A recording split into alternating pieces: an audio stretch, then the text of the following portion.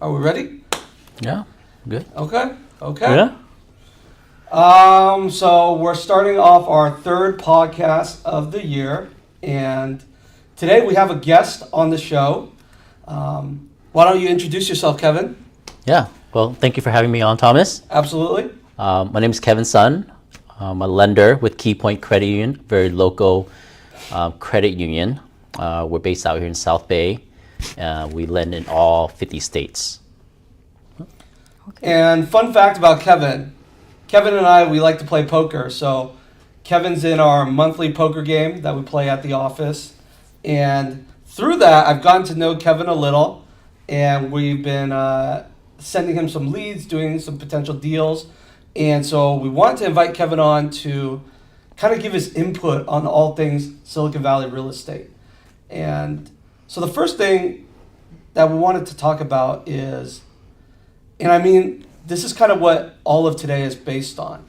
It's kind of the inventory that we're seeing, the kind of a market shift.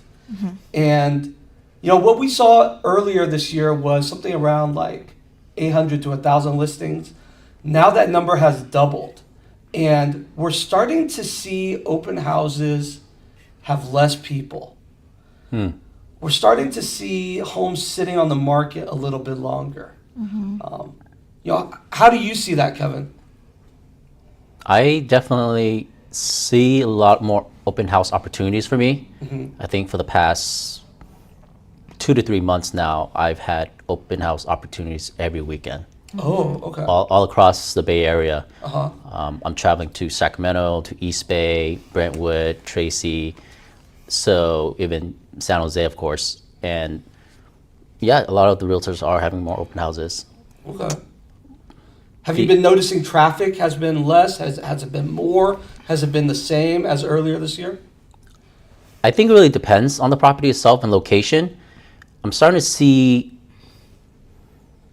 definitely more buyers that are serious, I would say. I think they've been looking for a little bit more longer. Okay. And those are the more serious buyers. I think, at least with more recently, open houses I've attended to, there's a little bit of a less of a traffic, but more serious buyers.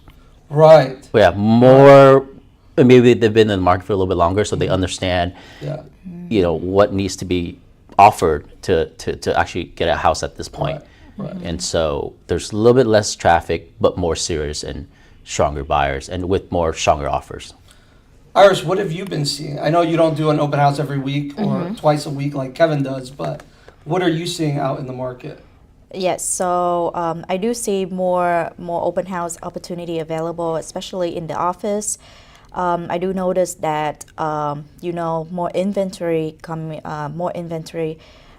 especially in the Bay Area, and in fact that listing have increased in 90% of major housing market, and it has returned to pre-pandemic level in 14% of the major housing market.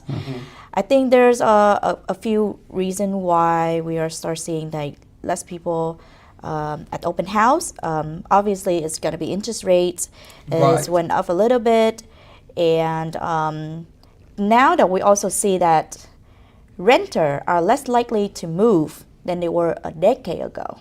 So because of housing costs have priced up so much that That's one reason. Housing prices. The unaffordability due to the interest rates. correct. Right. Yes.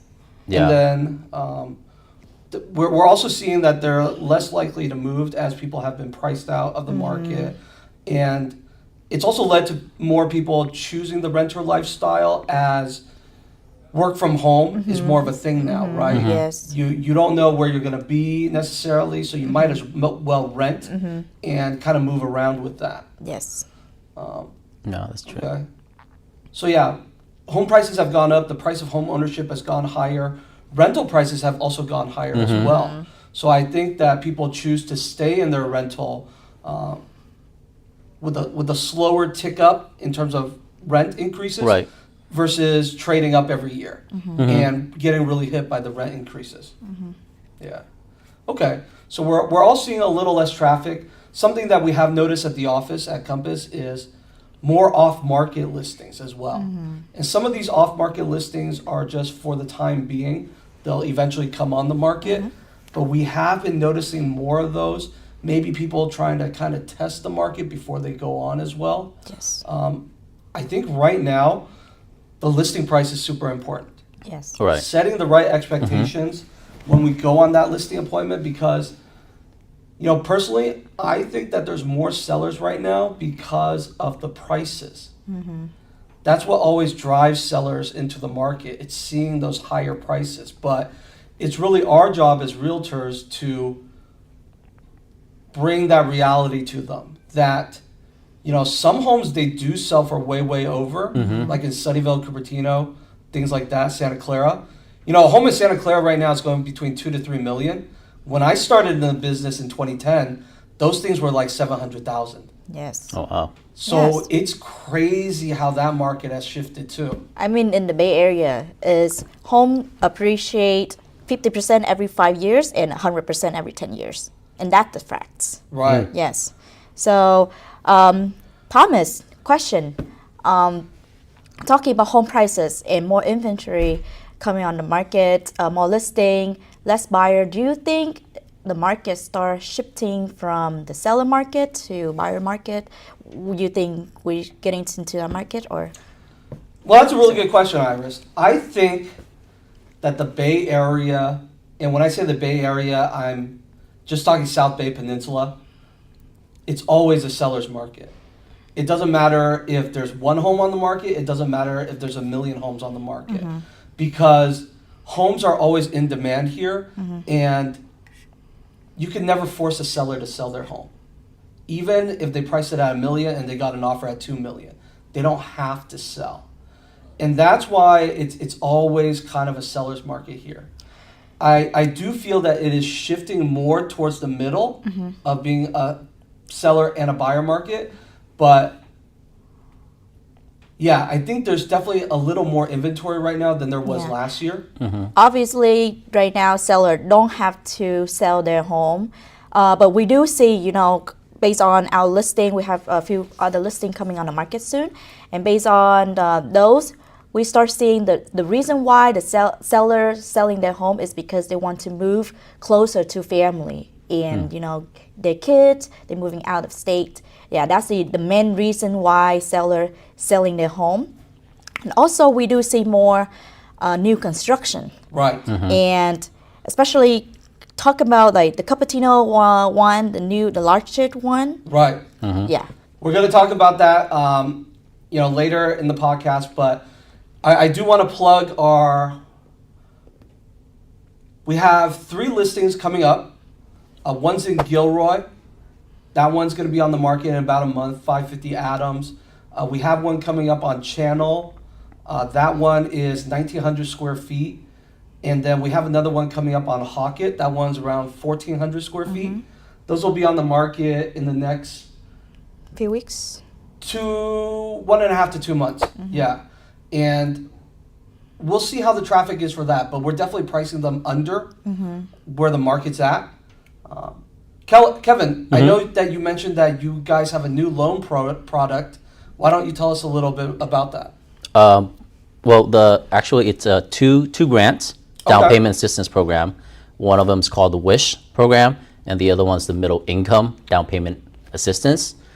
Both obviously have different guideline criteria to qualify. With the WISH grant, it's a 4-to-1 ratio up to $30,000 with a minimum borrower contribution of $7,500 to access the full grant. It's based off of 80% of the area median income of your current residence, so where you live. So if you live in Santa Clara County, then it's 80% based off of a higher income. And if you were to purchase somewhere else, you know, it benefits you, right? Whereas the middle income, it's up to 140% of the area median income qualification. So it's higher, but it's also based off the property where you're purchasing it. So if you're looking to relocate to Sacramento, it's going to be based off of income levels in Sacramento. So if you're living here in Alameda County or Santa Clara County, your income may be a little bit higher, but to offset that, they go up to 140% of the area median income. And this is the middle income down payment grant. It's up to $50,000. It's a 5-to-1 as well. Both of them forgivable within after 5 years. First-time home buyers, I think. And when you say grant, that means it's free money? Correct. It's free money. Okay. It's free And money. what do you mean by it's forgivable within a certain So as long as you live there as your primary residence, the money becomes, you don't have to pay the grant back after 5 years. After 5 years. Yeah.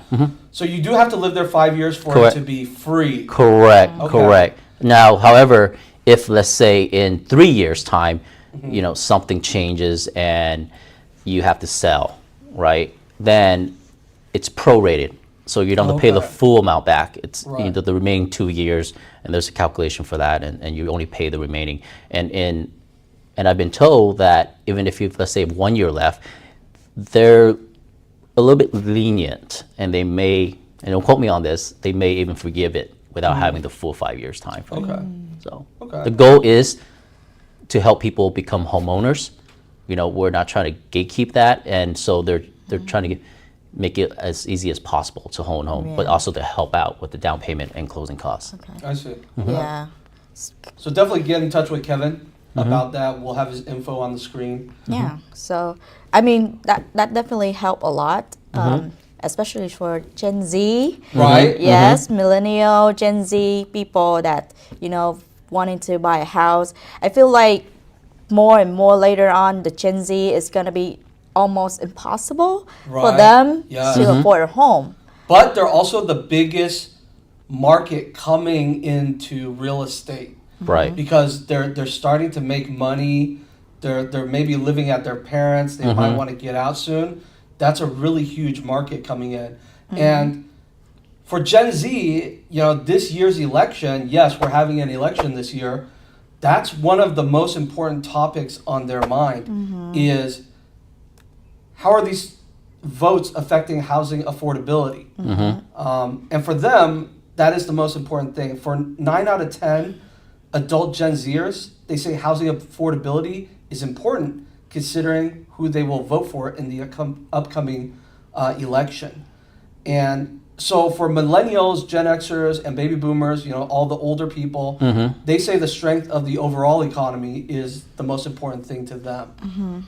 So I just bought a home recently, and even though I would say I'm a millennial and not a Gen Zer, housing affordability was super important to me when buying that home.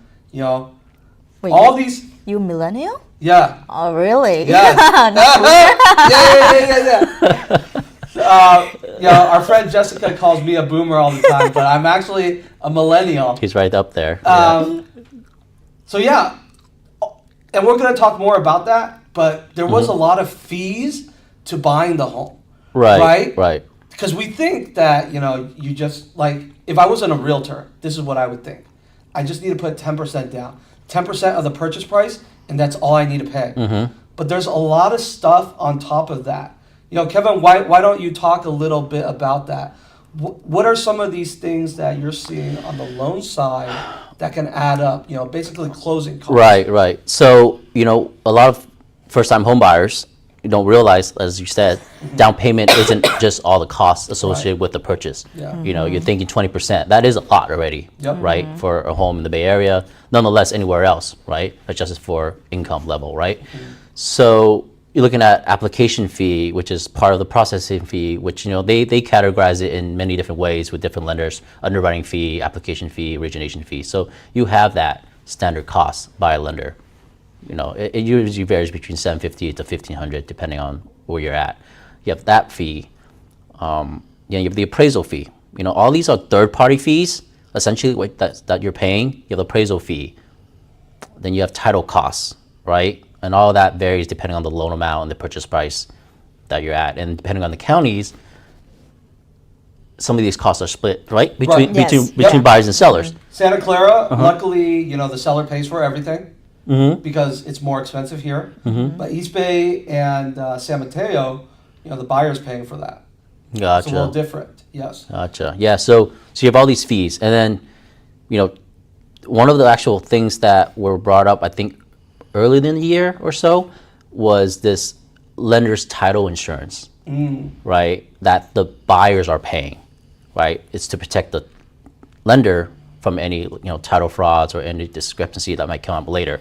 So there's a fee that I think Congress is trying to push through to not have the buyers pay for it, but probably have the lenders pay for it, right? Because it's something that is an insurance, right? So that's one thing they're looking at, and of course there's other costs associated with the purchase. Yes. Also, I want to add into it. In August, buyers will have to pay for, have to pay for the commission. Correct. Oh, Yes, that's another thing's adding that's up another fee. to, Yep, that's to another your cost. closing cost. Yep. So that was originally slated for July. It has been pushed back to August now. Oh. Maybe that'll be pushed back. No, I I'm know, just kidding. I know. No, it'll stay August, I believe 15th or 17th. We will technically not be able to show you a home unless you have a buyer representation agreement signed. And that's going to change the whole industry. That in itself. Something that you didn't mention, Kevin, that all lenders have is something called reserves. So let's say you're putting down 20%. That can't be everything in your bank account. No. Right? Every lender is different in Right. terms of what they need. 6 months, 12 months, 2 years. But reserves is basically that amount of time times your principal and interest. So if your principal is interest is $4,000 a month, then you need 6 months of reserves. Well, at a principal, minimum. interest, property tax, PITIA, essentially. Perfect. Principal, Okay. interest, home insurance, property tax, and if there's HOA or mortgage insurance, right? If it's Right. all that combined is your qualifying mortgage payment, and that's going to be based off of your loan amount that you're borrowing. If it's a conforming, sellable Fannie Freddie loan, their reserve is going to be based off of the strength of your file, not necessarily just the loan amount or the payment. So it's the strength of the file, but your credit score, your LTV, which is the loan to value, how much are you putting down? Right. That's going to determine, and then also your debt to income ratio. That's going to determine the amount of reserves required based off of, and we run it through this called desktop underwriting system, and it just automatically takes all this information and it tells you, or tells us as a lender, how much reserves you need. Yeah. Sometimes you don't need any, but I believe normally it's like 2 months.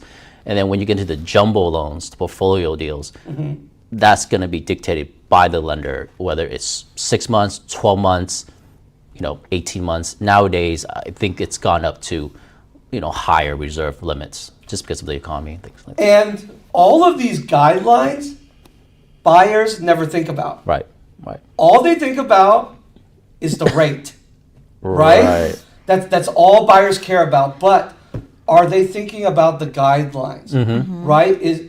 With Kevin, it might be a certain way, but if someone has a really low rate, but their qualifications are super restrictive, are you actually going to get that loan, right? When you're going through the process. Right. So first of all, it's super important to get pre-underwritten. Pre-underwritten allows the lender to really look at your file and see if you qualify for that program that they have. And then number two, it's really important to talk to the lender about their qualifications, not just their interest rate. That's super important. Super important. What was I going to say?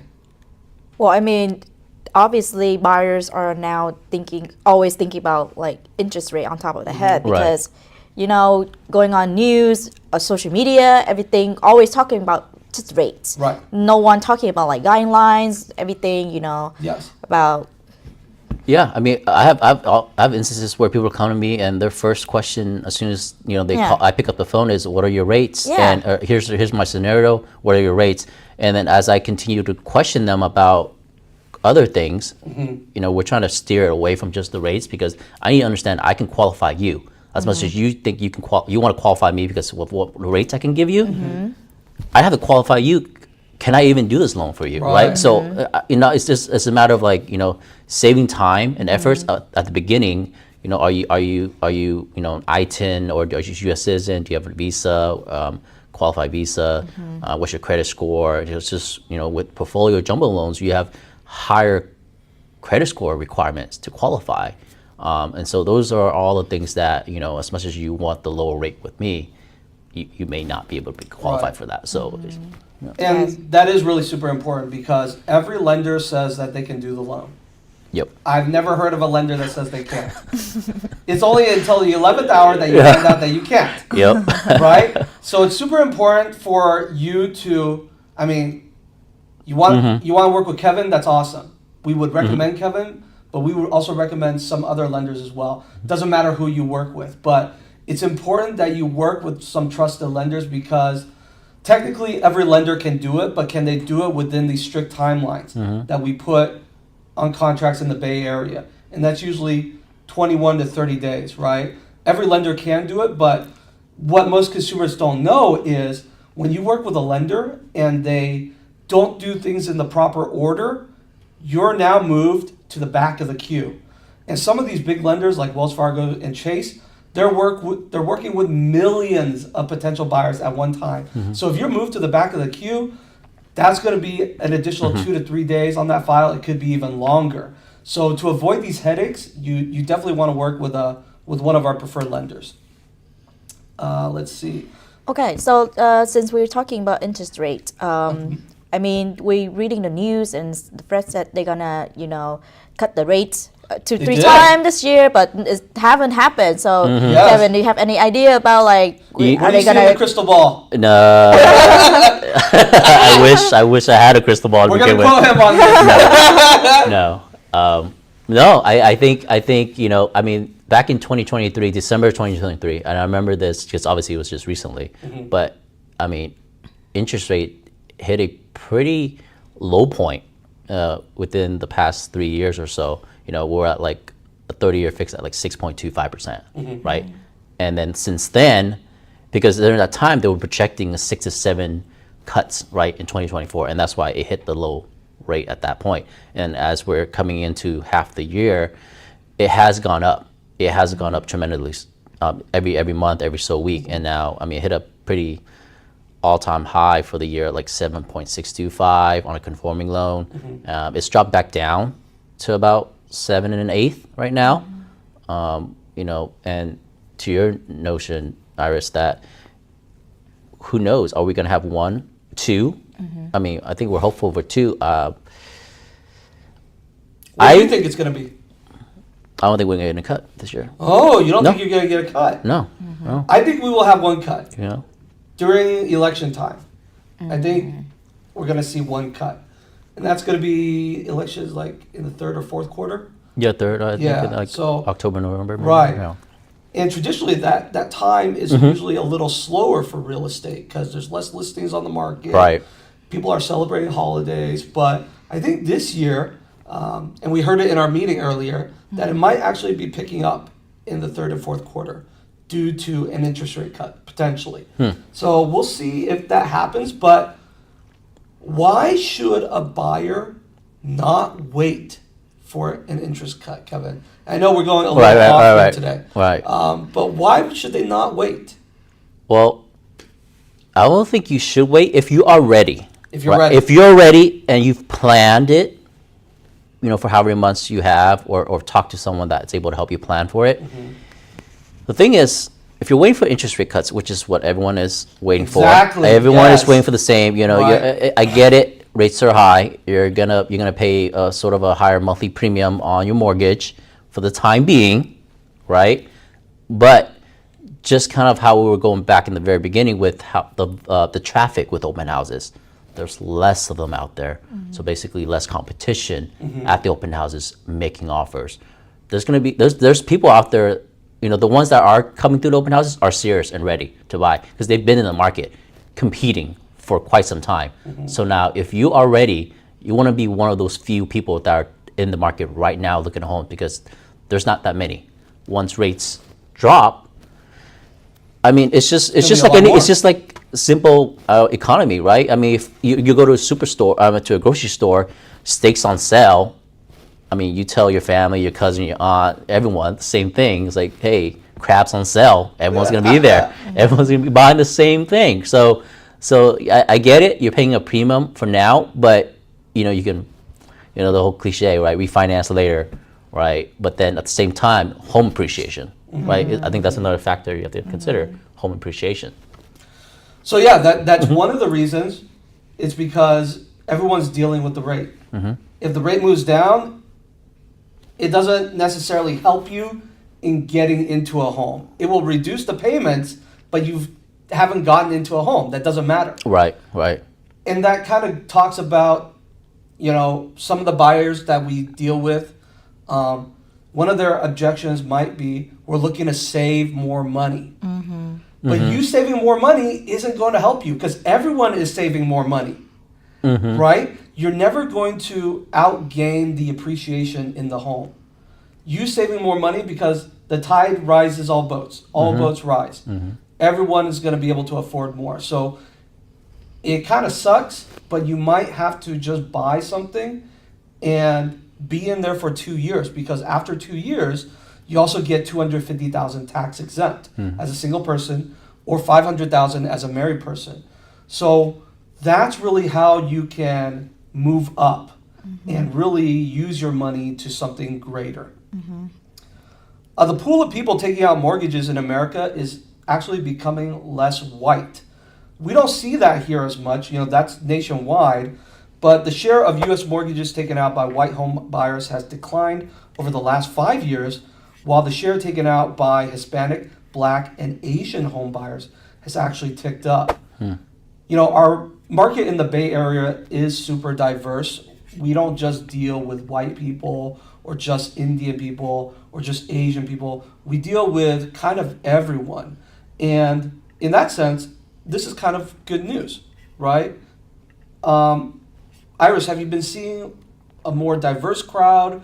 Are you seeing, a certain demographic in the areas that you're doing open houses? In the Bay Area, there's obviously, really diverse. We're seeing, not just white people, a lot of Asians, and young people. I do see a lot of young couples that actually, go to open house more, and younger generation now. It's like group of young. Yeah, you do young get a lot of people. variety of, all walks of life really at these open houses. It could be anyone showing up to your open house, really walking through that door. Right. So. Iris and I, we participate in an organization called AREAA, Asian Real Estate Asian Real Estate Association of America. And they produce a report every year that talks about the AANHPI demographic and what they're experiencing in terms of home buying and also lending.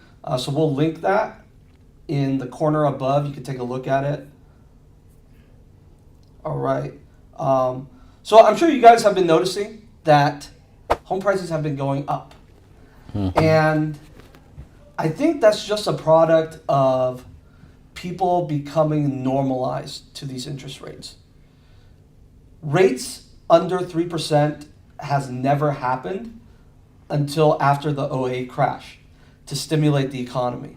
Ever since we tracked rates have averaged around, I would say 6 to 7%. So people are just getting normalized to these rates. Even people with 3% rates, they say they'll never move, but they are moving. Yes. They are moving because life happens. Right. What are you seeing in the market right now, Kevin? And I think, like you were saying, life happens. I mean, just from not my personal experience, but a couple of deals I had just recently, people selling their homes, big homes, San Ramon, Livermore, and and relocating out to the Sacramento area to be more closer together. It was actually it was all family members, really, dad, son, everything. They all sold and they all moved closer together in a more, and luckily for them, they all work from home. so it makes it easier. They buy cheaper, bigger house and all live within 30 minutes of each other, much more closer. So to that fact, people are giving up their, mortgages. Right. But on the flip side is they have the capability of selling their home, who which they've owned for several years with depreciation, and purchasing outright, right? So now you have a 0% because you have no loan. Right. That's true. If you're moving into something smaller, you'll have no loan. Something that we've seen is, the home prices are going up about 4% nationwide, but that does make it harder for buyers to get in. And we've noticed that with homes staying on the market longer. So if you're a buyer right now, there's more opportunities. there's more opportunities. Sellers are motivated. If a home doesn't have other offers on the table, offers under asking price and or asking for concessions, many sellers are willing to negotiate right now. Yes. That's what we've been seeing. That's what we've been hearing at the office as well. Yeah. Let's see.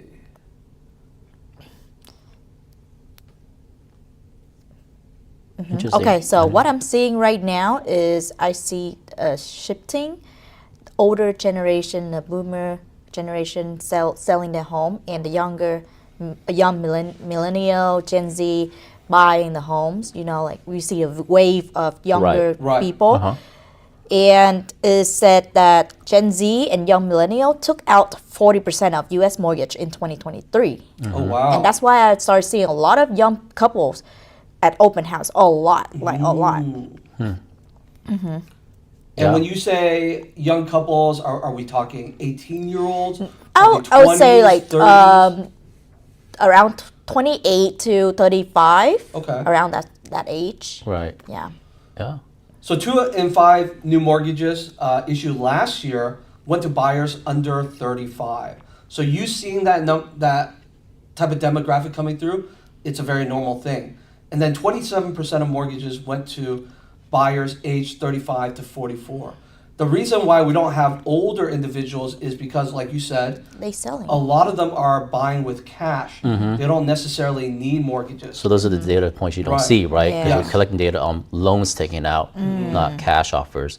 Another thing I want to add on to that regarding millennials and even Gen Zers now is that I don't know what nowadays I see more of gift funds coming from Right. parents. A lot of generational wealth, I guess, who's invested in the stock market or whatnot, right, during the 2000s, and or have worked, right?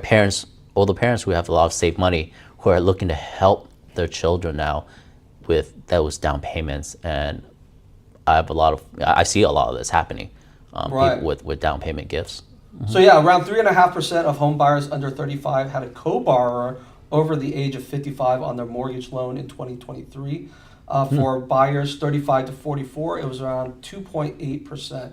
And we're also seeing that in the Bay Area as well because our prices are way higher here. Okay. I mean, since we're here, if anyone looking to adopt, I'm here, I'm ready, Yes. I'm ready. Yes. Just want to let you guys know. Usually we adopt dogs, but ours is ready. Yeah, should be adopted. So some relief for home buyers is that listings have increased in 90% of major housing markets. So that's I think what we've been seeing all through this year is just more listings. Housing supply has returned to pre-pandemic levels in 14% of major housing markets.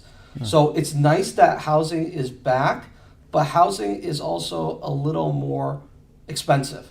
And that is due to some of these junk fees that we see on the mortgage side.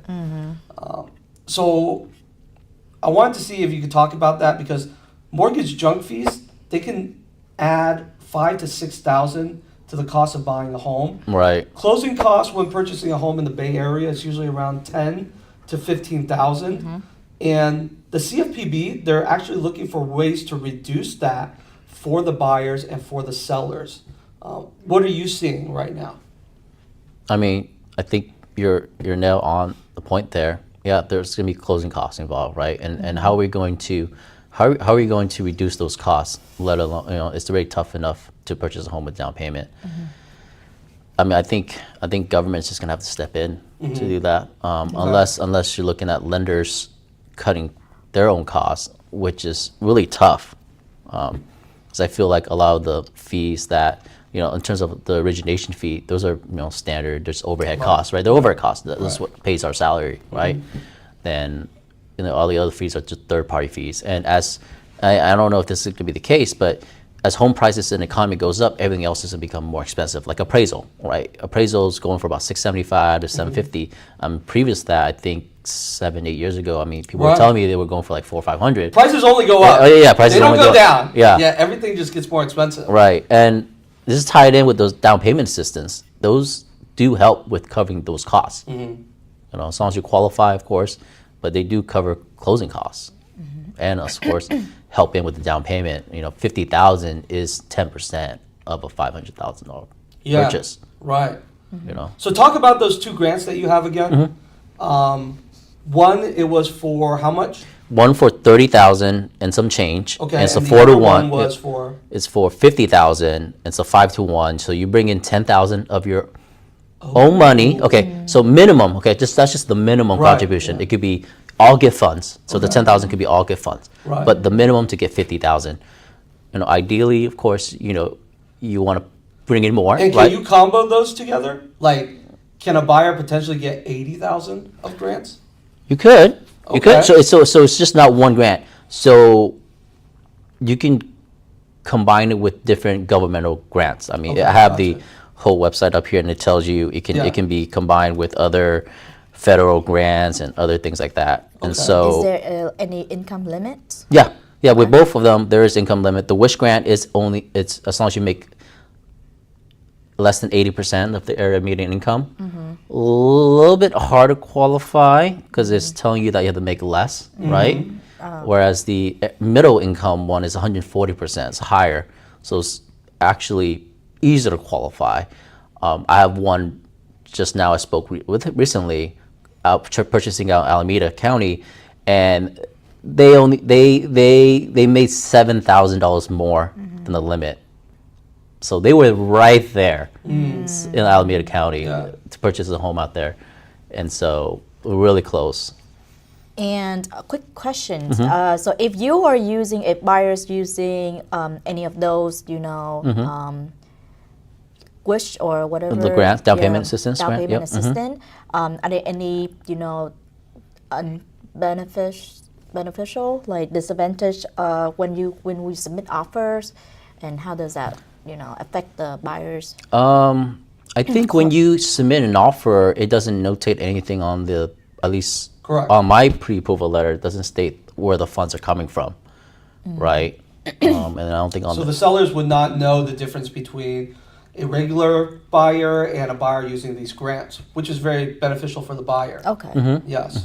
Yeah, so we pre-approve you from the beginning and enroll you into the program. So so essentially you're enrolled. So all we're doing is just waiting for you to get in a contract, and you have to close within 60 days. So once you're in contract, we reserve the funds for you, and you have to close within 60 days of the reservation of the funds. Otherwise, you lose that reservation. You have to reapply again. And if funds are out, then you're out of luck. But nonetheless, we pre-approve you, enroll you into the program, and we're just waiting for you to get a contract. Something a little off topic, but the Dream for All program. Have you been working with any of those buyers? I feel like last year there was crazy talk about that because it ran out within like 3 weeks to a month. Right. This year, the guidelines are different. They got to apply, get a raffle ticket, be selected. Did you work with any buyers like that this year? No. So at Key Point, we didn't participate in the program. Oh, okay. And so not too familiar with the program, but I've heard through friends and family who have applied for it last year, for whatever reason didn't get the funds because it ran out, obviously. More prepared this year, but there's more restrictions this year on guidelines. We haven't worked with anyone like that. So I helped one of the buyers last year. They actually got lucky and they were able to get $80K from that program. Last year? Yeah, last year. Oh, okay. And then this year, the guideline is a little bit different. You have to be the first generation of owning a home in your entire family. And there also is different. Last year, is basically first come, first serve. Right. So you apply There are no and then guidelines, you get into basically. contract, and if the fund is still available, then they fund you, and then you Right. basically. And then Right. this year has to be you apply, you take classes, and you got into like a raffle, and it's tiers too. There's tiers. Because it was hilarious. Yeah. Last year, the income qualifications were 300,000. Yeah. And I'm like, if you make that much, I don't think you should necessarily qualify for this. Right. Yeah. So Right. this year it's a little more strict. Gotcha. And then I think their qualification of a first generational homeowner extended the time frame. Oh. Don't quote me on this, Right. but I think it was 3 years for the first time, and they've extended to 7 years now. Okay. So you have to be you can't own a home within 7 years, but that's Oh, what I've been told. Yeah. Yeah. So- I remember that. So we've been talking a lot about national news and what's been going on with the national real estate market. Some of those things affect us in the Silicon Valley market, but we're going to talk a little more about local right now. So if you live in Cupertino and you've been there for a while, you will notice that Valco is gone. Valco is gone, and they've been working on that redevelopment of that site for the past 5 years, I would say. So things are finally starting to move. Construction preparation is expected to begin this summer on Cupertino's largest ever housing project at the site of Valco Shopping Mall. The Rise, a mixed-using housing project, will include shops, offices, and 2,400 residential spaces, with half reserved for affordable units. Wow. That's a lot. Dang. Half. That's Correct. a lot. That's wow. And then the Rise, it's slated for completion by 2028, and the deadline, it depends on the state, and the local real estate market. So what do you guys think about that, especially in Cupertino, that they don't have a lot of housing? Nope. I don't know how this will impact the schools in the area. Just injecting that many people into the neighborhood, how that might affect schools. But schools have also been moving down. Cupertino schools has less attendance now than it did 10 years ago. So I think injecting that into the Cupertino market, people are always going to complain that it might bring down their prices, but I feel overall that it's going to be a good thing, especially for an area that So expensive. hasn't been used. Yeah. Yeah. Yeah. Right. That Valco Mall has been there for ages, and Yes. there's a lot of dead space and stores struggling there for Right. quite some time. And I think it's been, like you said, 5-6 years where Right. they had that model of the and there's like a park Yes. on top, Yes. and it's a whole. Yeah, I don't know.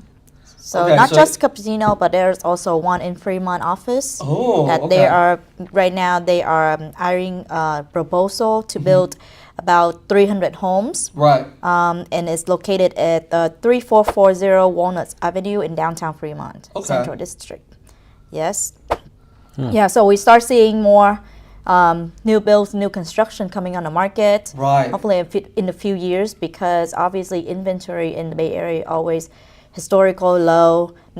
No one want to sell. There's no reason for them to sell unless they want to move with their family or some, personal reason. Yeah. So that one, they're demolishing a building to build all this up.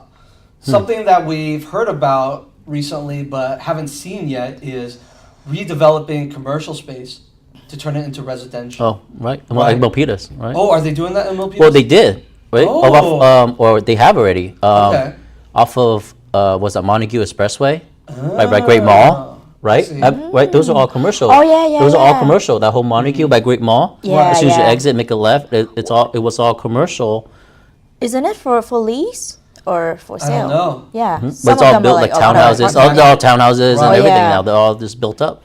So So yeah, like Iris was talking about, this is going to be in Fremont off of Walnut, but they're proposing 336 units, 216 are going to be townhome style condos, and 118 affordable apartments, 92 for low income and 26 for very low income. It's also really nice that this project it's really close to shopping.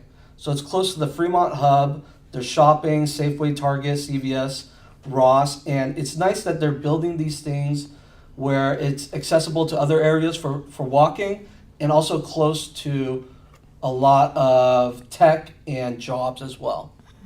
So that's really nice. Hopefully that reduces traffic, right? Yes. Driving, if it's Yeah. walkable. And Yeah. beside the new construction, we also seeing a lot of ADU, people building ADU. Oh, right. Yeah, to make it more, affordable. And we seeing the government actually, give out permits more easy Right. for So ADU. I think there's two proposed laws that has made ADUs easier to build. First one is AB 68. It sped up the approval process from 120 days to 60 days, and it prohibited local officials from imposing requirements around lot size and parking. Yeah. It used to be when you built an ADU, you had to provide parking for it. So that made it a little easier. Also, AB 881 prevented communities from requiring the owner to live on the property, which opened it up for landlords to build ADUs at their rental properties. Oh. Yeah, I remember back in the day, people that wanting to build ADU, it take forever for Right. permits. Could be a year Right. just for permits, which is ridiculous. But now Yes. it's easier and more affordable too. Right. A lot of company helping building ADU and providing financial and the loan to build it, and then you pay back later on. Right. Actually, to piggyback off that, I'm going to do a quick plug. Oh, okay. Yeah. So key point, we partner with a company called Wellness ADU. They're located out in Dublin, and we help finance the loan for people that are looking to build an ADU. And so we partner with them for. And what was the name again? Wellness, Okay. WELLNEST, Wellnest, basically. ADU. Oh, okay. Yeah. And no fee upfront. Oh, for us, so we finance the loan. So there are some small closing okay. costs, right? Right. For us, it's essentially a home equity loan. Okay. Because assuming you have a first mortgage, right, on your property, and you want to take out a home equity loan up to $250,000, and that'll be utilized. It's just like a regular loan. We finance that to you. We give you the money, and then you work directly with Wellness ADU, and they help you from A to Z. Literally A to Z. They apply for the permit. They give you the timeline. They tell you the cost. They basically handle everything for you. You just tell them what you need, and they build it out for you. Take on the stress, talking to contractors, and all those things. So we partner with them.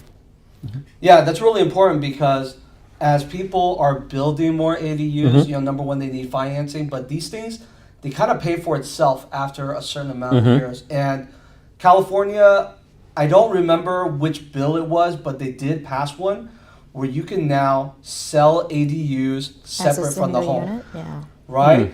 And that's going to open up a big way in terms of housing. They're basically setting up like a single, or it's a two-home HOA where you can now sell off that property, and they're able to guide you with that, and so that's another option too. Okay, so the last thing that we wanted to cover is Kevin likes to golf. I like to golf. I've recently been getting into golf. All right. Iris is not good at golf, but she is getting into golf. I'm trying, okay. Trying, Okay, yes. okay, so all right.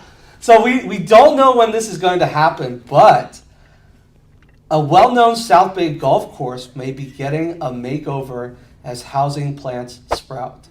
And this is going to be at Prunridge. Prunridge, yep. Prunridge, yes. We just went there recently. Right, yeah, we were just there. Yeah. The driving range, they also have a 9-hole course. This is off of Saratoga Avenue. So they're going to be revamping that over the years. We don't know when it's going to start yet, but they are proposing to build a huge project over there. And it would consist of 324 residential units as part of the entire experience.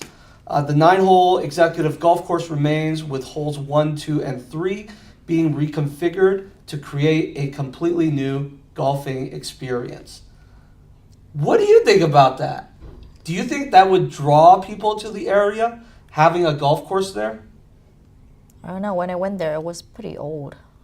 Yes, it was old. It was kind of old. And you, thanks to you, sent me the wrong direction. I went to like a community to just, give me to that end. Full disclosure, I sent her Prune Ridge, and I don't know how she ended up there. Yeah. No, I think. So I don't even know where they're building that new residential area, but I mean, you can't go wrong with the golf course. I think, especially it's a 9-hole. It's not, it's not 18. It's not a long 18. It's a 9-hole. No, it's fun. It's fun. I mean, I talked to a few people that actually has a house that nearby the golf course, and they always run into the issue where breaking their windows and glasses. But there's already a community there. There is. Yes. I know that because I've hit and bought into the backyard of this lady who then said, didn't even looked up. Because they went into her backyard, she didn't even look up. She goes, "This is what I get for living on a golf course," and walks in the door. She didn't even stare at me. She just. I heard her. She was just like, "This is what I get for living on a golf course," and walks in because it happens, I guess, quite frequently for her. I should have, overshot my club. But they're building 2 buildings, and that's where the projected project would be.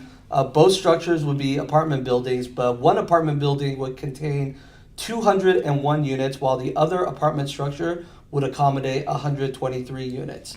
And it'll probably be around 4 to 5 stories. So that will be happening in hopefully the near future. Right. Yeah. And that's by 2028, right, or something Yes. like that. Yeah. Well, thank you for coming on the show today, Kevin. Make sure to reach out to Kevin with any loan questions to go through his guidelines and find out more about those 2 grants.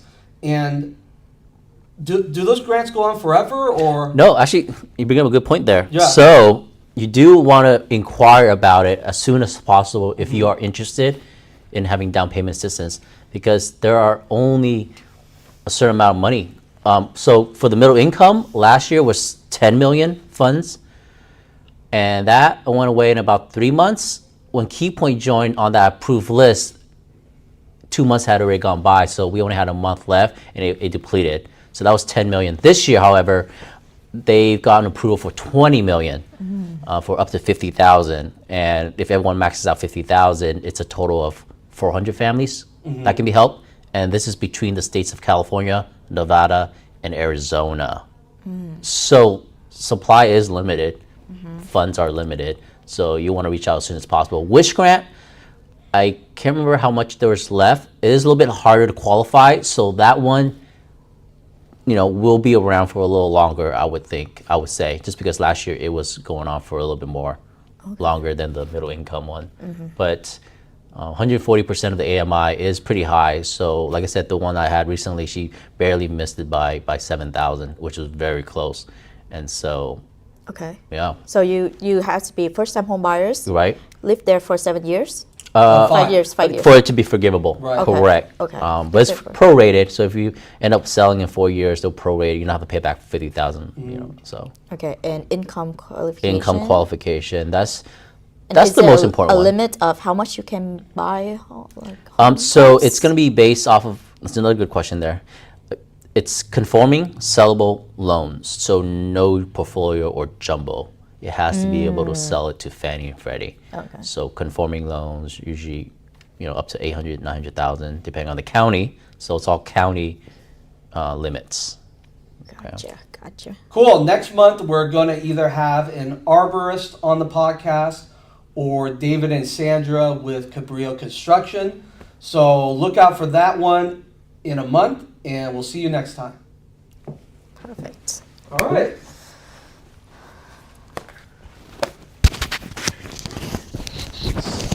Yeah, that's not bad. Hour went by fast.